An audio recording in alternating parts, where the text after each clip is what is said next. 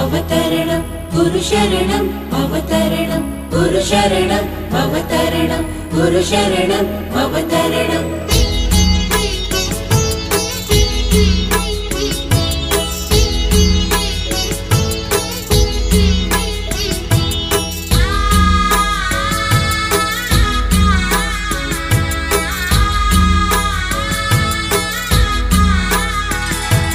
निशंक होई रे मना, निर्भय होई रे मना, प्रचंड स्वामी बळपाठीशी नित्य आहे रे मना. अतर्क्य अवधूत हे स्मरणगामी, अशक्य हि शक्य करतील स्वामी. राहते आणि गेल्या 5.5 वर्षापासून स्वामी केंद्रामध्ये येते. सुरुवातीला येण्याचं कारण माझं असं की माझ्या मुलीला थोडेसे मेडिकल इश्यूज होते आणि ती अगदी 6 महिन्याची होती, पण तिची ग्रोथ काही नॉर्मल होती. आणि त्याच्यामध्ये म्हणजे खूप पुण्यातलं एक नामवंत हॉस्पिटल आहे, तर त्यांनी असं सांगितलं की तिच्याकडे जेनेटिक टेस्ट करूया. आणि टेस्ट केल्यानंतर त्यांनी असं सांगितलं की तुमच्या मुलीला जेनेटिक प्रॉब्लेम आहे, तर GM1 GM2 असा जेनेटिक आजार आहे. तर त्याच्यामध्ये अगदी मूल 2 वर्ष जगतं, त्याच्यावरती मूल जगत नाही.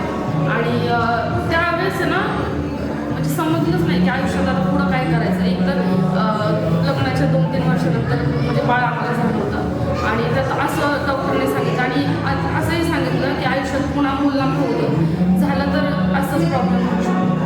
तर सुरुवातीला सुचलंच नाही की काय करावं म्हणून अक्षरशः हाताळ झाले. खूप सारे डॉक्टर घेतले, पण एक मनात माहिती होतं की जेनेटिक आजारांवर काहीच इलाज नव्हता. तर दादांचं आमच्या आयुष्यात येणं म्हणजे स्वामींची मर्जी म्हणा किंवा चमत्कारच असेल की स्वामींनी दादांना आमच्या आयुष्यात आणलं.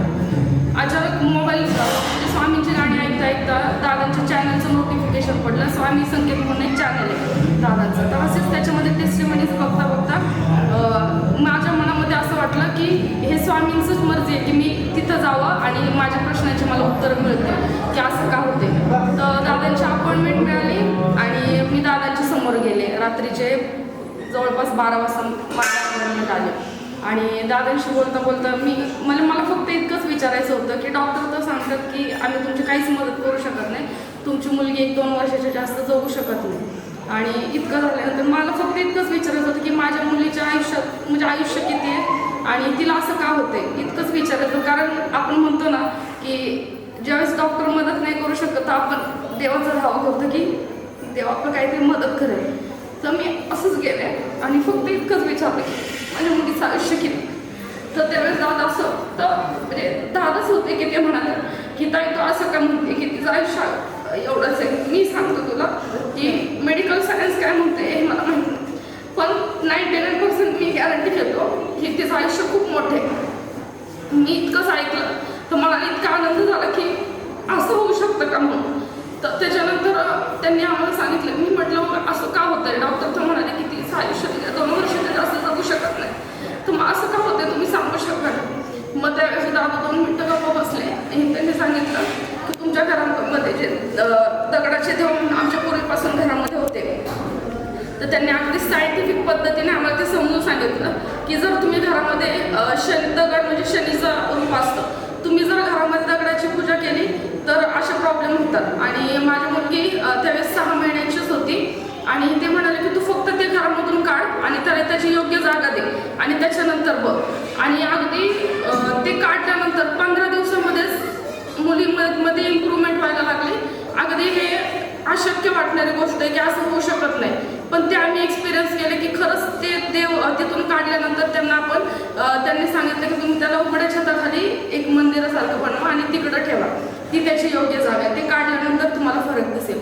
आणि ते काढलं. अगदी माझी मुलगी एकदम व्यवस्थित झाली आणि मी ऑगस्ट महिन्यामध्ये आले होते. नोव्हेंबरमध्ये तिचा बड्डे होता.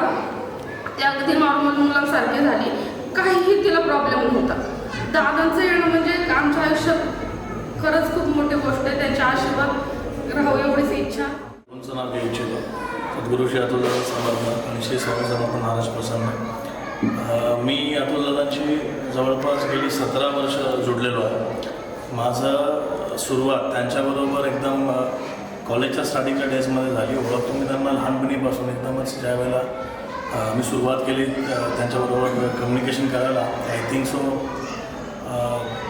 12-13 वर्षांपूर्वी ह्या एक्सपिरियन्सने.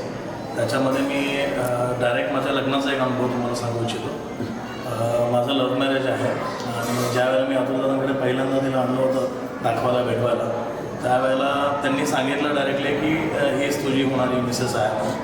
सो त्यावेळेला मी ते लक्षात ठेवलं चांगलंच. आणि त्याच्यानंतर मग घरी प्रॉब्लेम्स झाले, त्याच्यामुळे आमचं होऊ शकत नव्हतं. घरचे ॲग्री नव्हते तिच्या समोर माझा जॉब किंवा अजून काही एज्युकेशन इश्यूज असतील तर जे काही. त्यानंतर दादा मला म्हणाले की तिला सोडून दे म्हणून. तर मी मागे पुढे काही विचार नाही केला. मी एका झटक्यात तिला सोडलं. ते सांगून हे सोडलं की माझ्या गुरुने सांगितलेलं आहे, त्याच्यापुढे मी काही नाही करणार. सो त्यांनीच सांगितलं ते सोडवून देतील एवढा विश्वास ठेव माझ्या गुरुवरती, कारण त्यांनी सांगितलं आहे होणार. सो त्याच्यानंतर मी 1 वर्ष अजिबात कॉन्टॅक्टमध्ये नाही राहिलो, काहीच नाही. त्याच्यानंतर सडनली मी असंच एकदा मठामध्ये गेलो होतो आणि थोडासा नाराजच होतो. पण त्यावेळेला मला दादा म्हणलं काय आलं. म्हटलं काय नाही, जस्ट नॉर्मल आमचं डिस्कशन. म्हणजे दादाने मला बोलले की तू बैंकॉक कब जा रहा है. म्हटलं मैं बैंकॉक क्यों जाऊँगा.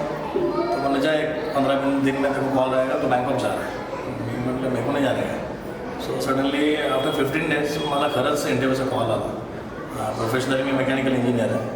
सो तिकडच्या एका ऑटोमोबाईल कंपनीने मला इंटरव्ह्यू घेतला होता. इंटरव्ह्यू झाला, सगळं झालं. म्हणजे बिफोर दॅट ना इंटरव्ह्यू लँड होताना काहीच प्लॅनिंग नव्हतं. मग 19 मला अजूनही आठवते फ्लाईट होती 19ची. मी त्याच्या आधीच्या गुरुवारी येऊन दादांना भेटलो, पण थोडासा नर्वस होतो किंवा सिरियस फार काही गोष्टी नव्हती, कारण शेवटी मॅरेजचा तो प्रॉब्लेम चालू होता आणि त्यात मी आउट ऑफ इंडिया जाणार म्हटलं तर अजूनच मला टेन्शन आलं होतं. तर दादा म्हणले की हो गया ना अभी जॉब, अभी काय टेन्शन आहे. मी चेहरा खालीवरून बसलो होतो, तेव्हा दादाने विचारलं की बॅटरी चार्ज आहे का त्याला मोबाईल का. बोला की क्या बोल रहा था. मतलब जा देखो कॉल करेगी बोले आज. तो that time I was really surprise. तो सिरियसली माझ्यापासून त्यावेळेला माझ्याकडे बॅटरी आय थिंक सो 9% काहीतरी राहिली होती आणि मी मॉलमध्ये टाय घ्यायला चाललो होतो आणि तिचा कॉल आला आणि मग मी सांगितलं असं असं. बोलता बोलता फोन माझा स्विच ऑफ झाला. मला ते आठवलं की दादाने सांगितलं. मग मी माझ्या मित्राच्या फोनवरून मग तिला कॉल केला, म्हटलं की मेसेज चालू आहे. Then after that things move on झाल्या. दादा म्हटले घरचे पण ऐकते, तू जा फक्त.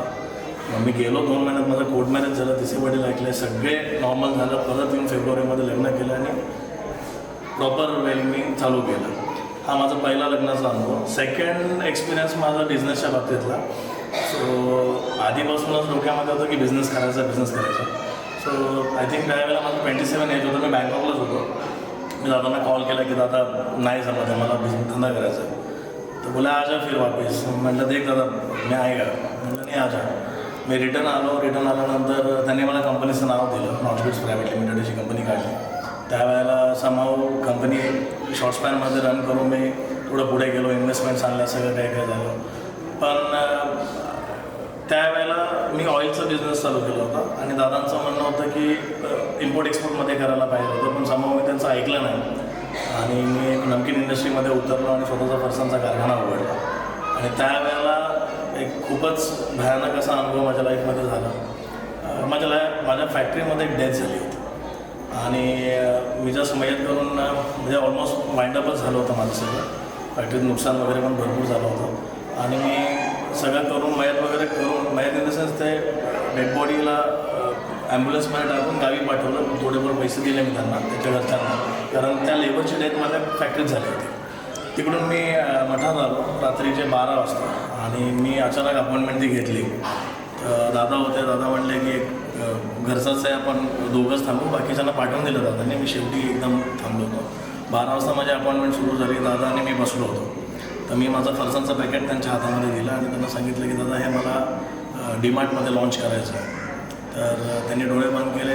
एक 2-3 मिनटानंतर त्यांनी सांगितलं की हो जाएगा तेरा ये. मग मी म्हटलं. त्याच्यानंतर मग मी सेकंडली बोललो की दादा ऐसे फॅक्ट्री में एक डेथ हो गया, उसका नाम बालू था. तर ते म्हणजे दादांना असं झालं की त्यांनी एकदम अशी जीप बाहेर काढली आणि असं म्हणजे लाईक की हे नव्हतं व्हायला पाहिजे. आफ्टर दॅट म्हणजे काही टॉपिक झाला नाही, काय नाही, मग नॉर्मल बिझनेसचा विषय सुरू झाले होते. सडनली 2 वाजले होते रात्रीचे. 2 तास आम्ही बाकीचं डिस्कशन केलं.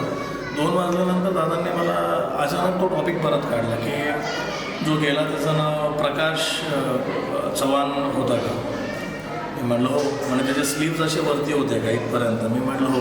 2 बटणं अशी त्याची उघडी होती का. म्हटलं हो. छातीवरती केस आहेत का म्हणे पांढरे. तर मी घाबरलो त्यावेळेला. मी म्हटलं हो, कारण मी असे अनुभव खूप बघितलेत मॅडवाने. आणि म्हणे तुझ्या मागं थांबला. आणि मी त्या माणसाला नुकतंच त्याची बॉडी काट्याला म्हणाल्यावरती नुकतंच त्याची बॉडी मी त्याच्या घरच्यांना सुपूर्द करून आलो होतो. आणि एज्युकेटेड मी आहे कधी गोष्टींना बिलीव्ह करणार नाही करणार म्हणजे सेकंडरी. कारण बऱ्याच जणांना क्वेश्चन येते म्हणून मी सांगू की मी सुद्धा एज्युकेटेड आहे. चांगल्या मल्टीनॅशनल कंपनीमध्ये सिनियर मॅनेजर म्हणून आजही काम करतो आहे आणि धंदाही करतो. पण ह्या गोष्टी झाल्यात, खरंच झाल्यात. आणि लिटरली तो मागे उभा होता आणि त्याच्या कानाला बिडी होती आणि आमच्या टेबलवरती माचीस होती, अगरबत्ती पेटवायची. तर तो दादा मला माचीस मागत होता सिगरेट बाहेर. दादा म्हणे की वो देख ते को माचीस मागत आहे. मी घाबरलो. मी उठलो तिकडनं आणि दादा म्हणे मत ऐसे कर उसको एनर्जी मिलेगा जहाँ बैठ में हुई आकर. मी कसं बसं कंट्रोल करून बसलो जागेवरती. नंतर त्यांनी जास्त हे केलं. मग दादाने सांगितलं की त्याला एक मुलगी आहे मोठी, तिचं लग्न झालं आहे. म्हणे हो. म्हणे की अजून एक मुलगी 10वीला आहे आणि एक लहान मुलगा 6वीला आहे म्हणे. तो सांगतोय सगळं की त्या मुलीचं लग्न कोण करणार म्हणे. मी म्हटलं जे पाहिजे ते देतो, लग्न करून देतो, पण मला सोड म्हटलं तो इकडनं. दादा म्हटलं की नाही ठीक आहे, तुम्ही असो 14,000 द्यावं बोल रहा. मी म्हटलं हो 14,000 दिलं. तर आता ह्या सगळ्या गोष्टी आमच्या दोघांमध्ये झालेल्या. दादाने ते तंतोतंत त्यांनी सांगितलं सगळं दादांना. मी म्हटलं जे काय आहे ते मी देतो, मिस्टेक माझी नाही याच्यामध्ये, पण तरी ठीक आहे म्हटलं. दादा काही बोलू नकोस, ठीक आहे म्हणे. ते झालं. त्याच्यानंतर त्यांनी दादांना सांगितलं की दादा मला म्हणले की he wants to talk to you, म्हणजे त्याला बोलायचं आहे. तर मी बोललो की मला नाही बोलायचं. म्हटलं जे काय ते तुम्ही बोलून घ्या म्हणून. तो बोले की नाही त्याला इशारा द्यायचा. तेवढ्यात ना अगदी पिक्चरमध्ये होतं तसं एक लाईट एक सेकंड फ्यू सेकंडसाठी गेले आणि परत आले. तिथे मी शॉक झालो. मग मी तिकडनं उठलो, दादाच्या जवळ गेलो परत. दादा म्हटलं नाही आता चला आपण जाऊ इकडनं. दादा म्हणे बस आरामात काही होणार नाही. नाही बस असं की बाबा कसं काय आहे ते. मध्ये झाल्यानंतर ना आम्ही खाली गेलो. त्याच्या आधी ना तिथे एक कापूरची वाटी होती, ती सरकली आहे हॉलमध्ये आणि एकदम सगळीकडं कापूरचा वास दरवाला. दादा पण म्हटलं आपण खाली जाऊ. आम्ही खाली जाऊन थांबलो. मग मी विचारलं दादांना की दादा तू कसं काय आला, माझ्या मागावर आहे का, म्हणजे नक्की काय रिझन. तेव्हा दादांनी विचारलं तुझे फरसांचं पॅकेट माझ्याकडे घेऊन आलं ना, ते पॅक कोणी केलं होतं आठवं. तेव्हा मला आठवलं की अरे ते बाळूनेच केलं होतं पॅक. मग मी म्हटलं माझ्याकडनं मी माझी कमिटमेंट दिलं की जेव्हा पुढे सक्सेसफुल होईल मी त्याच्या घरी जाऊन सगळं करेन. So that was the really unbelievable experience. मी अख्खी रात्र घरी गेलो नाही. मी दादांकडे झोपलो. पहाटे झाल्यावरती ब्रह्ममुहूर्तावरती मी दादांच्या घरात पडलो बाहेर. मी जसं तिकडनं बाहेर पडलं त्याच्यानंतरचा एक्सपिरियन्स इतका बेकार होता. माझा धंदा बंद पडला, म्हणजे टोटल बंद पडला. त्यावेळेला काय झालं काय ना मला माहीत नाही, पण माझा पूर्ण बिझनेस बंद पडला. मग असंच वर्ष 1.5 वर्ष झाल्यानंतर मी जॉबला लागलो, सगळं केलं. पण डोक्यात तेच की बाबा का असं झालं. तर दादांना एक दिवस मी खूप वैतागून विचारलं. म्हटलं दादा काय फायदा, सगळं तर बिझनेस गेला, 50 लाख रुपये नुकसानला गेलो. तेव्हा दादा माझ्यावरती चिडले आहे की तुला कळतं का म्हणे की तुला काय दिलं आहे मी, तुम्हाला जोपर्यंत अंगावरती येतो तोपर्यंत कळत नाही. तेव्हा मला दादाने सांगितलं की तो बाळू ज्या दिवशी तो आला होता तो दादांना हे बोलला होता की मी ह्याला आणि ह्याच्या साल्याला घेऊन जाणार, तू काही कर. तेव्हा त्यावेळेला जर माझ्या कोणी मला सांगितलं असतं मी घाबरलो असतो. आणि ते सहजरित्या माझा मृत्यू कुणीतरी दुसऱ्याकडे सरकून ते पुढे गेले. त्याच्यामध्ये मला रिअलायझेशन झालं नाही. बट ॲक्च्युअलमध्ये त्यावेळेला त्यांनी सांगितलं होतं की 2 डेथ आहेत 6 महिन्यामध्ये, 3 महिन्यांनी. बाळूची डेथ झाली 15 मेला. मी फॅक्टरी बंद केली कारण दादाने सांगितलं फॅक्टरी बंद कर, मॅन्युफॅक्चरिंग टाकायचं नाही. माझ्या फॅक्टरीत एकही डेथ नाही झाली. माझ्यावरती आलेलं संकट दादांनी म्हणजे लुटलं ते पुढे. मला नाही सांगायचं काय, पण त्याच्यामध्ये माझे 2 पार्टनर होते. एका पार्टनरच्या फॅक्टरीमध्ये 15 मेच्या एक्झॅक्ट 3 महिन्यांनी 15 ऑगस्टला एक डेथ झाली. तळेगाव एरिया परिसरामध्ये त्याचा कारखाना आहे. हे ट्रीटमेंट देत होतं ऑटोमोबाईल पार्ट्सला. त्यांनी हे पण सांगितलं होतं की आगीचा भडकाच दिसतोय मला, दादांनी सांगितलं, आणि तो आगीच्या भपक्यामध्येच तोला घेऊन जाईल. आणि खरंच तसं झालं. एक आगीचा भडका झाला, एक ड्रॉप पॉयझनस असा पडला त्या सिलेंडरच्या इथे आणि तो भडका झाला. आणि 15 ऑगस्टला एक जागेवरती त्याचा एक लेबर गेला. बरोबर 15 नोव्हेंबरला दुसरी डेथ झाली. 27 वर्षाचा मुलगा, पण तिथे आगीने नाही झाली कारण त्याच्याकडे सगळं सॉफ्टवेअरचं काम आहे. तिकडे काही स्कोपच नव्हता, पण तो हार्ट अटॅकने गेला 15 नोव्हेंबरला. एक्झॅक्टली 6 महिन्यात 2 डेथ झाल्या. मला माहीत नाही माझ्या गुरुने माझं संकट कसं दूर केलं. फक्त माझा विश्वास, त्यांनीच दिलेली ताबीज माझ्या गळ्यामध्ये आहे. ते त्या वेळेला दिली होती की हे संकट दूर करायला, त्याचं काम झालं असं माझ्या गुरुने सांगितलं. त्यानंतर पण माझा विश्वास होता, मी सोडले नाही प्रयत्न. हा माझा एक्सपिरियन्स ह्या बाबतीतला एक झाला. पण मी बिझनेस कधी सोडला नाही. मी म्हटलं की नाही, दरवेळेला मी दादाला म्हणत होता माझा डीमार्ट धंदा बंद पडला, फॅक्टरी बंद पडली, काही नव्हतं माझ्याकडे, फक्त नोकरी करणार. प्राऊडली आजच्या डेटला मला सांगायची इच्छा होते की डीमार्टमध्ये मी सक्सेसफुल वेंडर आहे. माझ्याकडे फक्त पुणे नाही, पुण्याचे 21 आउटलेट नाही, मुंबईचे 48 आउटलेट, सातारा, कराड, वाई, नाशिकचे 3 आउटलेट, असे जवळ भाकरवडीसुद्धा बावरच्या ब्रँडला विकले जातात. 3 करोड हा माझा सध्याचा टर्नओव्हर आहे ह्या वर्षीचा. Plus I am doing a job. आणि जॉबसुद्धा इतका व्यवस्थित मला दिला की वर्क फ्रॉम होमचा ऑप्शन मिळाला आहे. मे बी डिसेंबरपर्यंतच कंटिन्यू करेन. दादांच्या आशीर्वाद त्यांनी सांगितलं की बाबा पुढे आता तुझा एस्टॅब्लिश बिझनेस होईल, 8 वर्षांमध्ये तुझी एक वेगळी प्रोग्रेस असेल. आणि एक्सपोर्ट बिझनेसमध्ये त्यांनी मला जास्त लक्ष द्यायला सांगितलं. आणि खरंच माझ्यासारख्या सामान्य माणसाला त्यांनी बिझनेसमॅन बनवलं. त्यामुळे माझ्यासाठी माझे गुरु सर्वस्वी आहेत. गुरु साक्षात परब्रह्म या ठिकाणी अतुलदादा समर्थ यांनी म्हणजे त्यांना स्वामी समर्थ महाराजांची सिद्धी प्राप्त झाली आणि ते त्या याच्यातून भक्तांना किंवा इथे येणाऱ्या लोकांना वेगवेगळ्या चांगल्या प्रकारे मार्गदर्शन करणं म्हणजे समजेल अशा भाषेत. त्याच्यानंतर इथं जे हे आहे ते सर्वांसाठी हे मंदिर खुलं आहे. प्रत्येकाला पूजा करायची, अभिषेकाची, आरती करण्याची सगळ्यांची संधी देतात. त्याच्यामुळं लोकांना मंदिराबद्दल परिसरामध्ये आपुलकी निर्माण झाली. मंदिर सुरू होण्यापूर्वी सगळे दिवस दादा सर्वांसमोर जे वागतात त्याच्यामुळं सगळ्या लोकांना म्हणजे प्रेम निर्माण झालं होतं आणि सगळे आपुलकीने विचारत होतात की मंदिर तुम्ही कधी सुरू करणार आहे. पण त्यांनी मग दत्तदेवजीच्या अनुषंगानं त्याने हे सुरू केले आणि आम्हाला या परिसरामध्ये मंदिराचा खूप चांगला म्हणजे हे मिळाला, म्हणजे लाभ मिळाला आम्हाला. आणि परिसरातली सगळी लोक दर्शनासाठी येतात, आरतीला येतात सकाळी 7:30 वाजता आणि संध्याकाळी 8 वाजता येतात. श्री स्वामी समर्थ जय जय स्वामी समर्थ. श्री स्वामी समर्थ जय जय स्वामी समर्थ. महाराज श्री स्वामी समर्थ जय जय स्वामी समर्थ. श्री स्वामी समर्थ जय जय स्वामी समर्थ. महाराज श्री स्वामी समर्थ जय जय स्वामी समर्थ. श्री स्वामी समर्थ जय जय स्वामी समर्थ. महाराज श्री स्वामी समर्थ जय जय स्वामी समर्थ. श्री स्वामी समर्थ जय जय स्वामी समर्थ. महाराज श्री स्वामी समर्थ जय जय स्वामी समर्थ. श्री स्वामी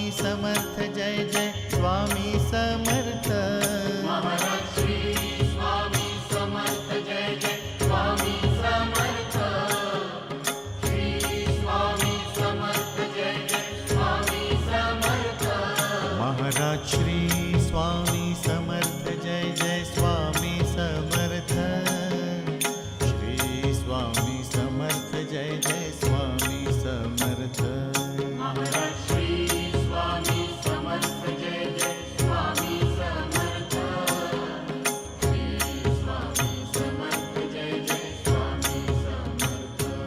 महाराज श्री स्वामी समर्थ जय जय स्वामी समर्थ. श्री स्वामी समर्थ जय जय. गुरु ब्रह्मा गुरु विष्णु गुरुदेवो महेश्वरा. गुरु साक्षात् परब्रह्म तस्मै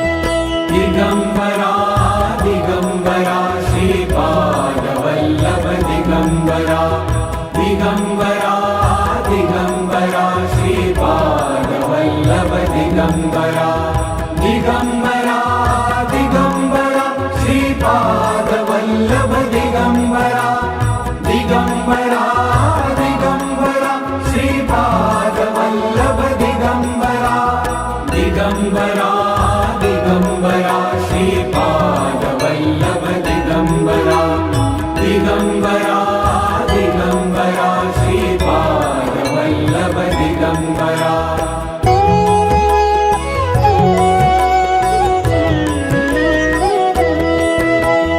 दिगंबरा दिगंबरा श्रीपादवल्लभ दिगंबरा दिगंबरा दिगंबरा श्रीपादवल्लभ दिगंबरा दिगंबरा दिगंबरा श्रीपादवल्लभ दिगंबरा दिगंबरा दिगंबरा श्रीपादवल्लभ दिगंबरा दिगंबरा दिगंबरा श्रीपादवल्लभ दिगंबरा दिगंबरा दिगंबरा श्रीपादवल्लभ दिगंबरा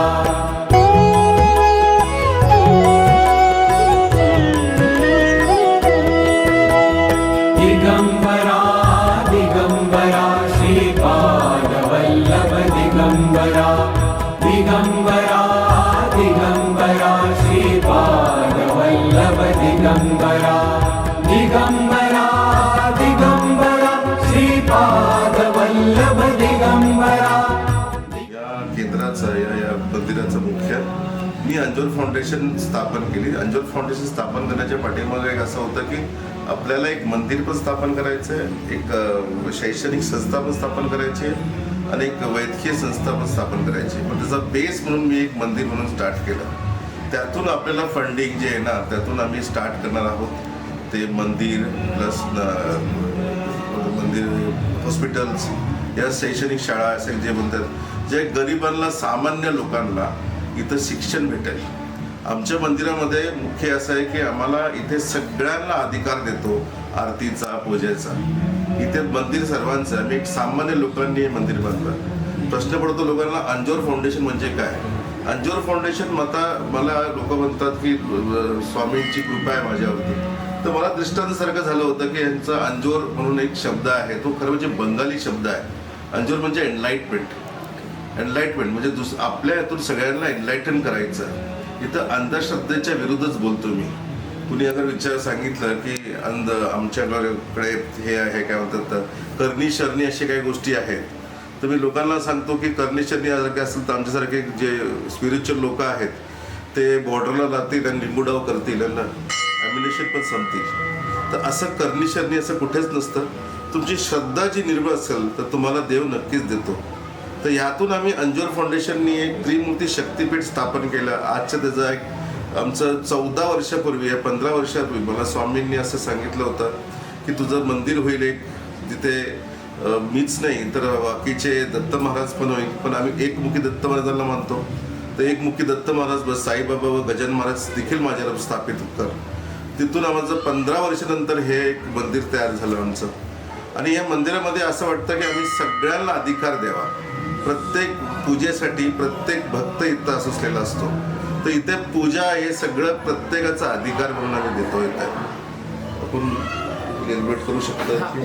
2010 मध्ये माझे यजमान श्री अतुलदादा समर्थ यांना स्वामींनी दृष्टांत देऊन सांगितलं होतं की त्रिमूर्ती शक्तीपीठ पुण्यामध्ये उभे कर.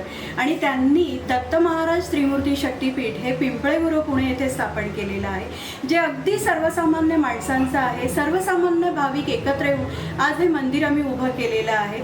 इथे ते गेले 15 ते 20 वर्ष ते आध्यात्मिक क्षेत्र चालवतात. जिथे आध्यात्मिक समस्या निवारण केंद्र ते चालवतात. आणि हजारो भाविकांना त्यांच्या इथे येऊन लाभ झालेला आहे. लोकांचं कल्याण झालेलं आहे. फक्त आपण इथे अंधश्रद्धेवर विश्वास ठेवत नाही. मी स्वतः ॲडव्होकेट आहे.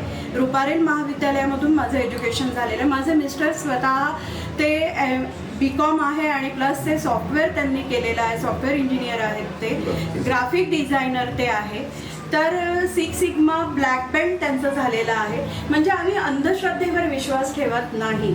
आम्ही समाजकारण करतो आहे. आमचं अंजोर फाउंडेशन ट्रस्ट हे फक्त फक्त आध्यात्मिकच करत नाही, तर आमच्या इथे आम्ही लोकांना थंडीमध्ये आम्ही ब्लँकेट वाटप केलेलं आहे, आम्ही अन्नदान करतो, आम्ही अंजोर पात्र म्हणून ह्यांनीच एक उपक्रम चालू केलेला जिथे हजारो लोकांना, गरीब गरजू लोकांना आम्ही अन्न वाटप करतो.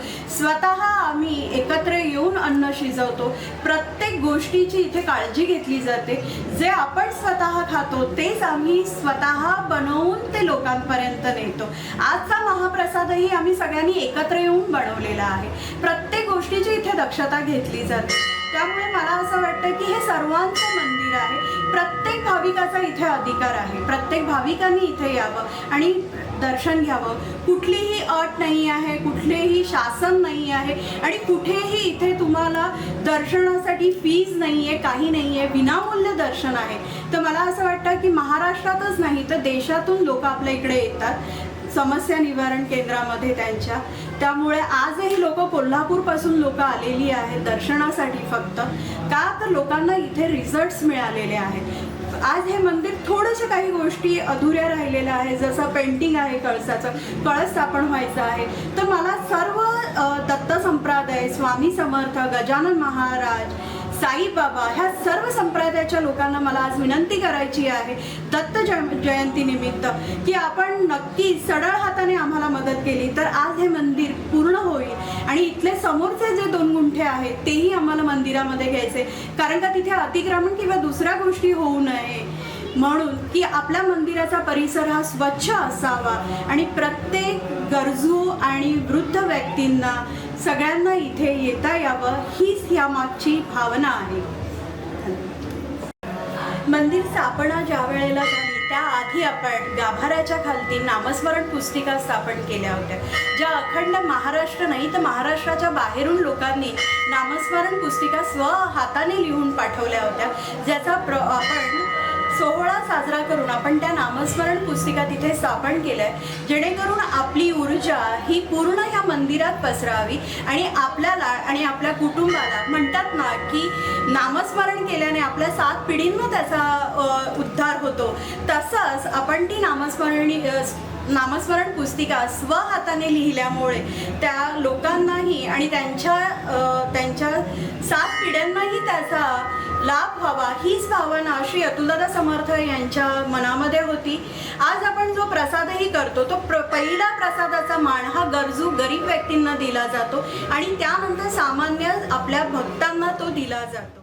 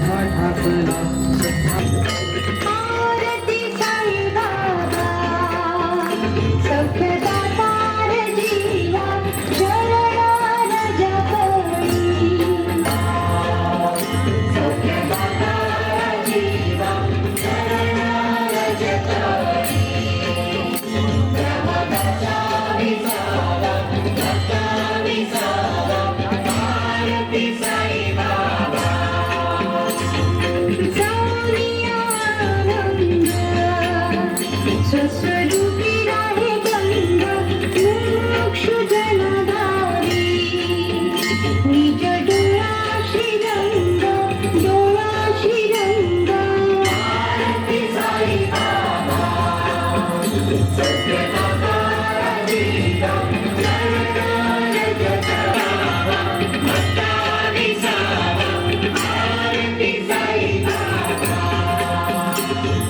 जया मनी जैसा भारा दया कैसा नुभार जावीसी दया घना ऐसी तुझी ही मागा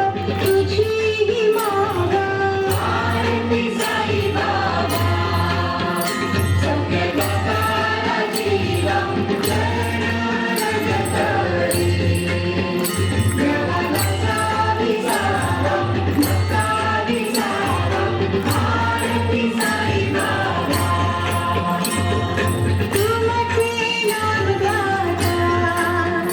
हरी संस्कृती व्यथा आगाध तव करणी मार्ग दाविसी अनाथा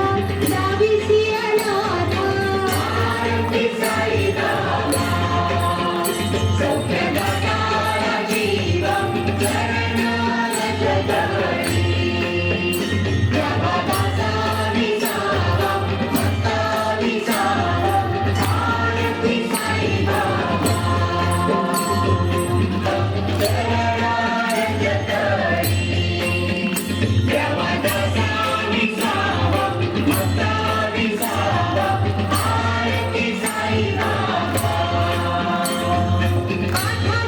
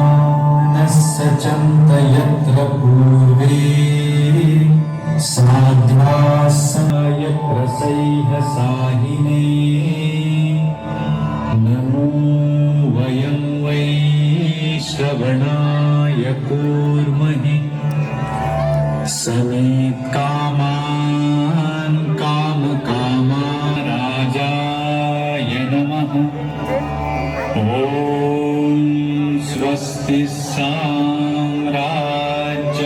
वैराज्यं पारमेष्ठ्यं राहात् पृथिव्यै समुद्रपर्यन्ताया एकराळिति तन्नो दन्ति प्रचोदयात्